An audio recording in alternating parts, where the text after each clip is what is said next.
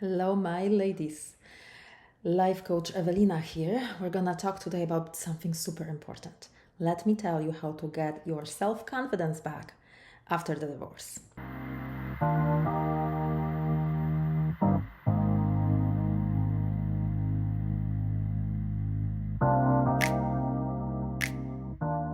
So, the very first thing is self compassion and giving yourself grace. Okay? You have been through something extremely major. Divorces are not easy, they're hard. So, the number one thing you want to do is you want to give yourself grace. You're gonna have some great days and you're gonna have some bad days, and that is completely normal. And you might be with me now, like, well, Evelina, it's been like 2 years and I still feel like I'm thinking about him. Or Evelina, I feel like, you know, whatever the time has passed, there's a period of time that has passed, and like I really should be way ahead. How come I'm not? Well, it comes down to what happens during that time, right? It's not about the time that passes, but what happens within you. This is why this channel was created, because there's a lot that you can do on your own to move forward. And I want you to have these skills. I want you to have the motivation. I want you to have inspiration. That's what I'm here for, to inspire you to do the inner work so that you can actually move forward and not feel like, oh my gosh, this time is passing and I just keep on spiraling down. This is why I'm here. But the number one thing, remember, we are giving ourselves grace. You're not gonna bounce back overnight. That's not gonna happen. Oh, by the way, do you hear noises? It's my dog snoring right now. If you're hearing noises, that's what it is. She is in my office. She's assisting me, if you didn't know. Yeah, I have a 15-year-old dog and she is my best assistant ever. Never had a better one. She just keeps on snoring. If I coach you during my coaching sessions, she's gonna be assisting. You're gonna be hearing her snore. So we wanna remember that healing takes time, right? Healing takes time, but it also can be sped up by the quality of work that you do for yourself. And we're gonna talk about this next. You want to take your self-care to the next level.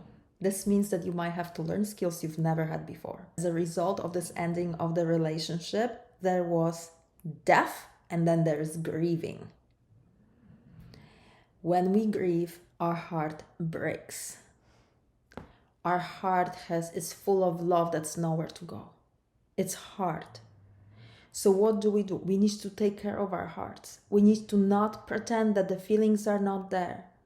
You want to pay attention to yourself when you're feeling that heartbreak. There are ways to process emotion consciously. I teach this to my clients. Look it up, how to process emotions consciously. You can probably find some videos on YouTube. I wasn't searching for it. It is a skill that I have learned as a coach in my coaching school. It's a skill that I pass on to my clients. If you want to learn it from me, reach out to me. Just comment feelings in the comment section, and I'll send you my email so we can schedule a talk. But it's basically where you analyze your body. You analyze what's happening in your body and you feel the emotion, but at the same time, you're kind of above it. It's a very important skill. It's a beautiful skill to learn and hold on to till the end of your life. Because one of the things that we know for sure, right? Life is good and it's bad, and sometimes there will be situations that really bring us down, and sometimes they are predictable and sometimes they're not. But that is something we know for sure. There will be difficulties in your life, and this skill of learning how to process your emotions consciously allows you to feel resilient, because it allows you to be like, oh, I've got my own back. Even when I feel heartbroken, I can show up for myself and I don't pretend that I'm not feeling this. I actually can sit with myself and I can transmute that pain. That's huge. It's really big. Okay, next thing. The second aspect, we also have to take care of our minds. And how do you take care of your mind?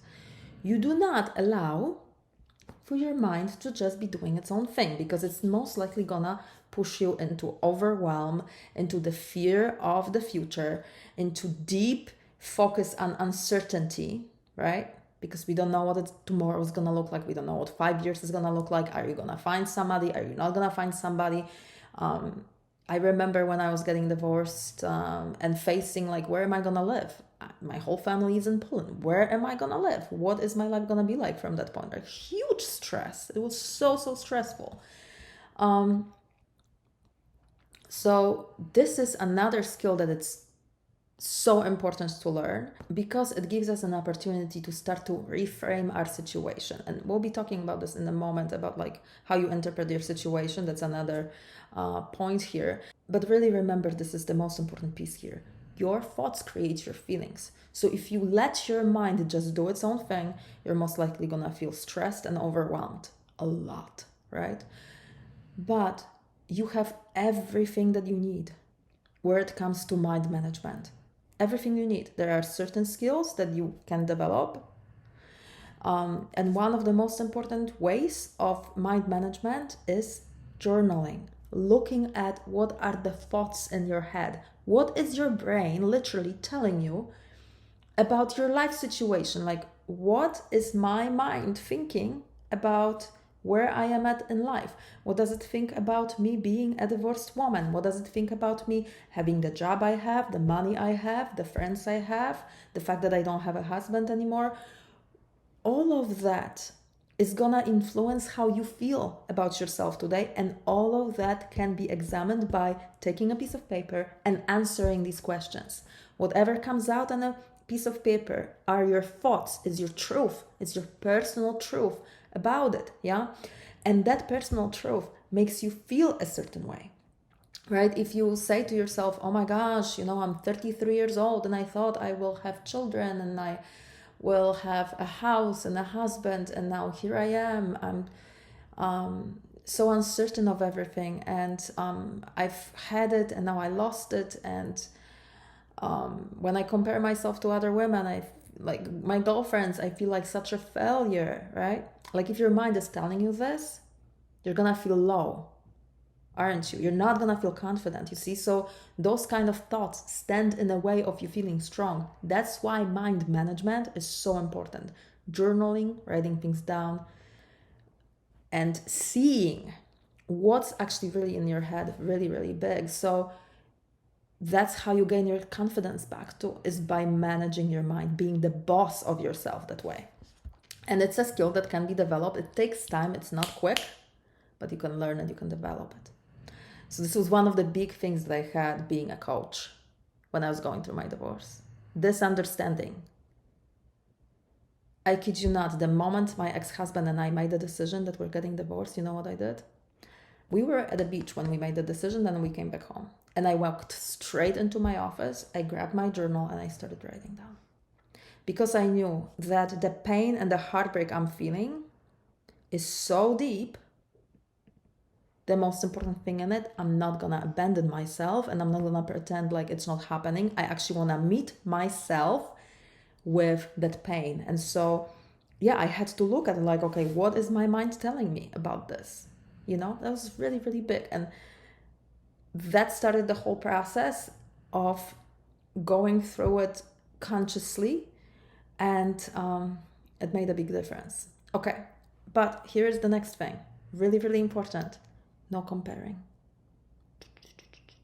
You know how I said to you, hey, I'm 33-year-old and I don't have a husband and all my girlfriends have husbands and children, and here I am. We do not do that to ourselves. You can make a decision that you will not be comparing yourself to other people.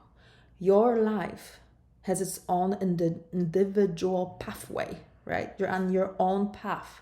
You're on your own trajectory. And here you are.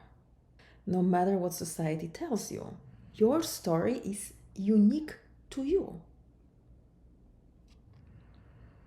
Right? We don't know what the future holds. We have no idea.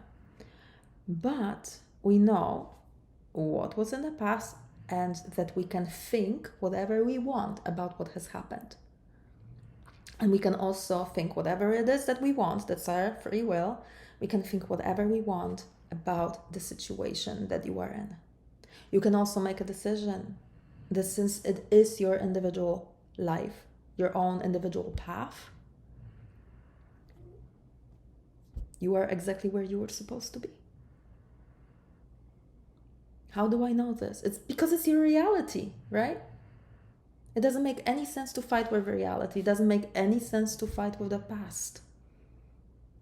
So accepting, full acceptance of your situation. No comparing. And then the next point, full acceptance of your situation. Very important.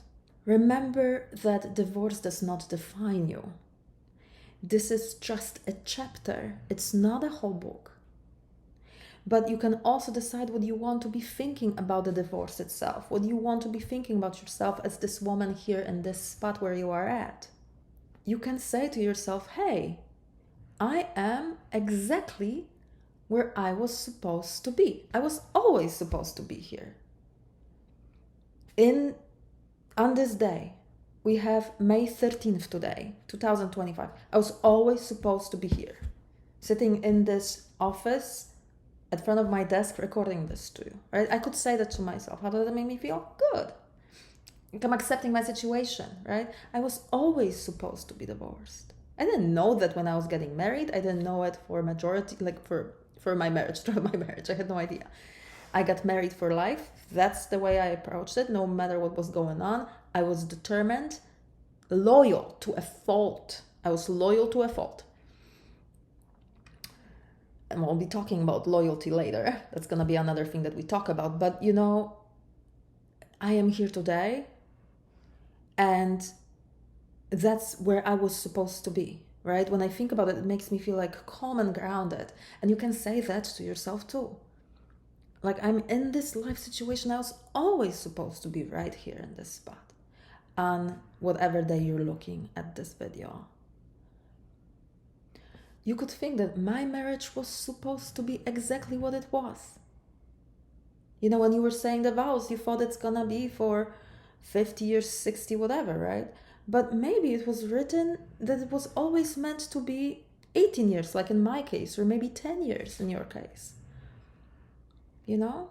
What if it was always to be this way? What if it was a project that had beginning and an end, and the end itself was always supposed to be sooner than what you thought it would be?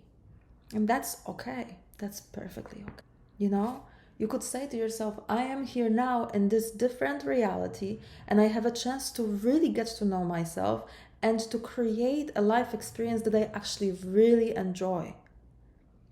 I don't have to rush with this. I can experiment. I can try different things. I can be curious. I can let life carry me. I can go with the flow. I am allowed to change my mind sometimes. I'm allowed to shift my path if I want to. I'm allowed to stay on a certain trajectory for a certain amount of time. It's all up to me. This could be fun. I don't have to be rigid. I can be curious. I can appreciate this process of getting to know me. And throughout this whole time, I can actually learn to appreciate myself. And that's something that I don't ever want to give up. I always want to have appreciation for my energy, for the energy of people around me, for the love that surrounds me. Yeah? Okay. So now let's talk about self-appreciation. This is a big one. Okay? Another point. We want to start noticing all the small wins that you get every single day. Did you manage to get out of bed? Take a shower today? Amazing. Did you cook yourself a good nutritious meal? Fantastic. Did you give yourself enough water today? Right?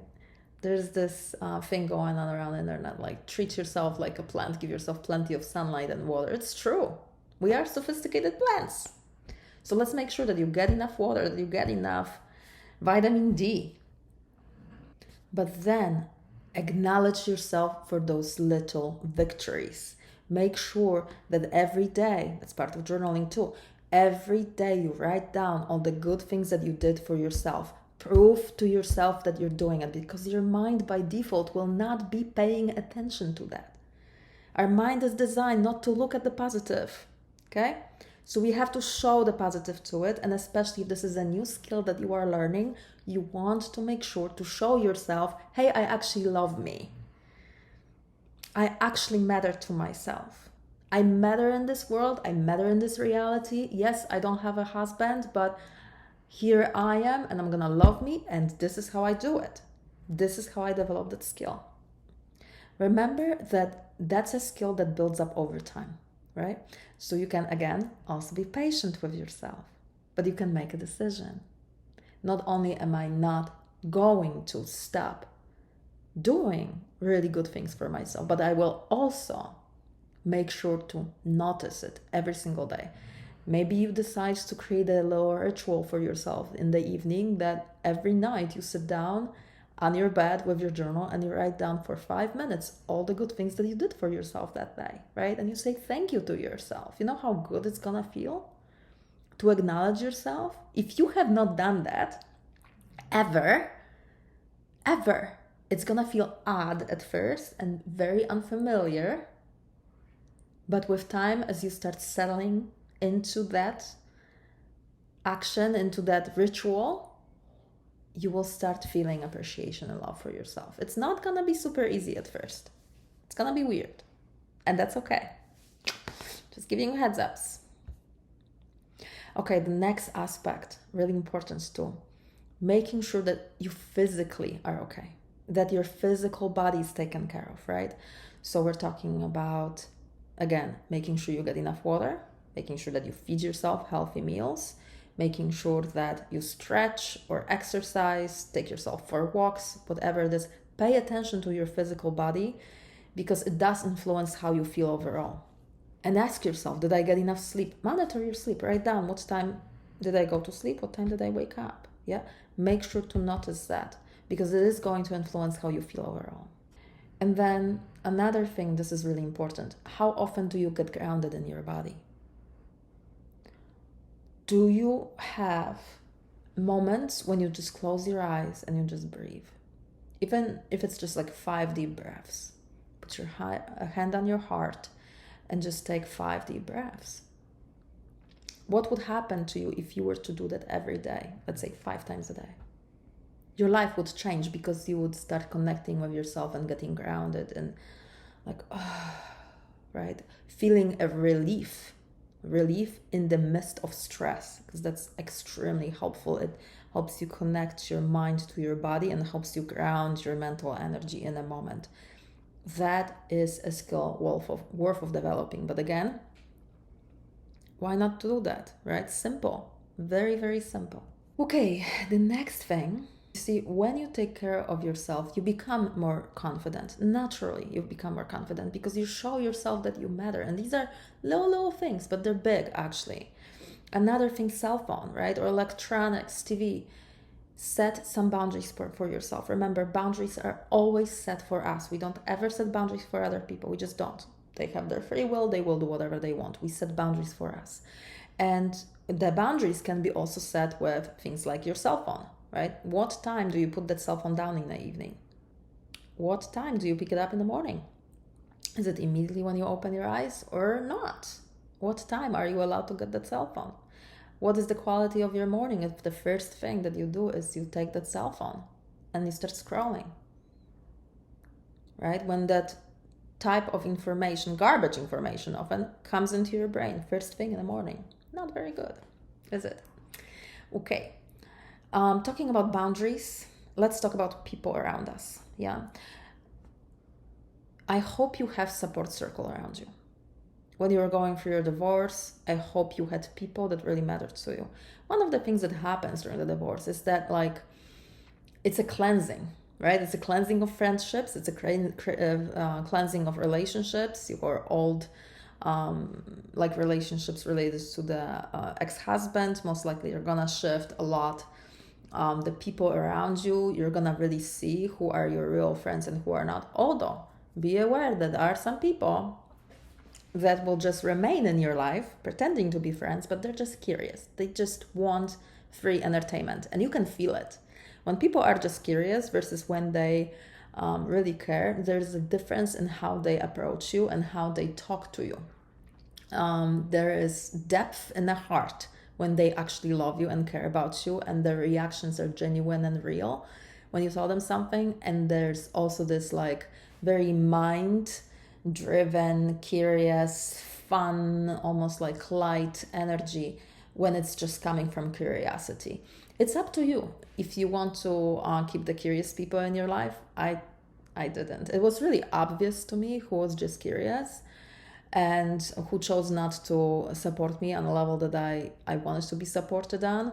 And also be mindful too that sometimes it will be just within the people that that it's a combination of things. You might have a human in your life that's really, really helpful and it's good to have for this period of time. And they also show curiosity, right? So it's not very black and white sometimes. But if it is very, very obvious to you that you have this one girlfriend that you used to work with and now you're not working anymore, but ever since she found out that you're going through a divorce, she calls you not so much to check on you, but to kind of get information on the latest gossip, well, that's your decision if you want to keep that person in your life, right?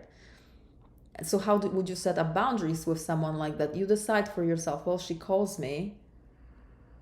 The boundary for yourself could be that, you will pick up or not. Maybe I'll call her back because I want to prepare myself for this conversation, meaning that you also want to prepare what it is that you will be sharing with this person, right? Because you can decide that. Like, what kind of information do I give to this human being? Do I want to be in contact with her or not? If I do, how does this relationship unfold from my end? What does it look like? You can decide on those things. But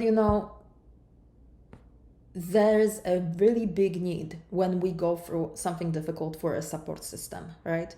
We need our girlfriends, we need our family. If they are around you and they are there loving you and supporting you, it's a beautiful opportunity to see that love coming to you. Because it's like when we get divorced, and like that, one of the troubles with getting divorced is and that relationship with our ex-husband ending, if there was if the marriage wasn't terrible and we still had love and appreciation for each other and he was truly your best friend, there is this sense of like, I'm also grieving the love that I had to give and now I'm not giving. Well, here is a channel for you. These people that are coming now to your life and supporting you more, that have maybe been there all along but are showing up for you now and supporting you in deeper ways. These are the people you want to love back. Yeah, appreciate the girlfriends, appreciate that phone call from your mom. Tell them that you really are grateful for that extra attention, extra care. Why is this important? Because when we get really hurt, our natural reaction is to shut our hearts, to become cynical, and especially if we have like really gone through a difficult situation where we felt like things were just so unfair. And we have a lot of like thinking in our mind about the situation itself, and it's hard. We tend to close our hearts, but the worst thing that we can do in that sort of situation is to close our heart. Because then you don't allow for the flow of love to keep on nurturing you and healing you, yeah? So you can make a conscious decision that yes, you will be loving on the people that are loving on you now, and that you will shift your attention to that support circle that's around you. It's very, very important. These talks with our girlfriends, the talks with our parents, with our sisters, it matters so much, because what happens, you see, is that you're processing the situation, right? You're processing what has happened or what's going on, and that is thinking, feeling, and then expressing it. You want to express it. You want to give yourself a chance to express it. So for sure, love on your people. And now the last thing, this is important. We're going to talk about stepping out of your comfort zone. I want to recommend it only if you feel safe in this reality. What I mean by that, safe in this reality. The world has shifted, right? Something has really changed. Maybe your living situation is completely different. Maybe you live in the same house you lived with your ex-husband with, or maybe you had to move out and now you're in a different place. That's a huge change on its own. Maybe your job is different. Your relationship with your children now has shifted too, because you have them half-time, he has them half-time, like changes, big changes. this new reality sometimes takes forever to build safety in, unless we make a conscious choice to give ourselves safety in this new situation. That can be done on purpose. We can give ourselves safety and we can give ourselves certainty in here. If you want to learn more about it, stick here, stick with me, because I'll be talking a lot about developing safety in this new reality. It's a big deal. Make sure to subscribe, like we're gonna be covering that a lot. But talking about stepping out of comfort zone. For it to be a comfort zone, there has to be safety. If there's no safety, you're not gonna feel like you wanna take risks.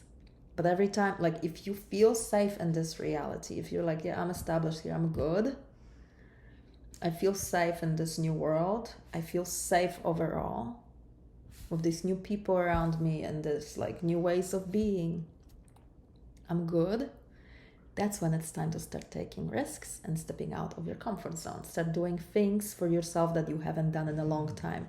Going out there, meeting people. Every time you do something outside of your comfort zone that would normally feel scary, that is you giving yourself a chance to prove to yourself that you have the courage it takes. And courage, right, is at the base of confidence. So remember this. The journaling, mind management, emotional management, deciding what you want to do ahead of time, then doing it, right? Like setting boundaries for yourself. Those kind of things are going to help you develop self-trust. I made the decision that this is how I'm going to act, and then I'm following through. That's what builds self-trust. And that is at the very base of self-confidence. Feeling your feelings, feeling them on purpose. Another thing that really helps us feel strong, because we don't abandon ourselves in our own pain. We actually can hold this nice, safe, and steady space for our heart. Really big. And then the last thing is adjusting what you want to be thinking about yourself in this reality. These three things, big aspects of self-confidence in this new world, in this world where things are just so different, and where we have an opportunity to see who we actually are and what we're made of and what we want to be made of. So these are some major things that will help you get started. I don't recommend that you start doing them all. Just choose what resonates with you. And also, before I let you go, I want to ask you if you have had anything that has really helped you feel stronger and more confident on this side of things after divorce. Let me know in a comment. Let's make sure that we can support each other. Thanks for hanging out with me. Have a great day.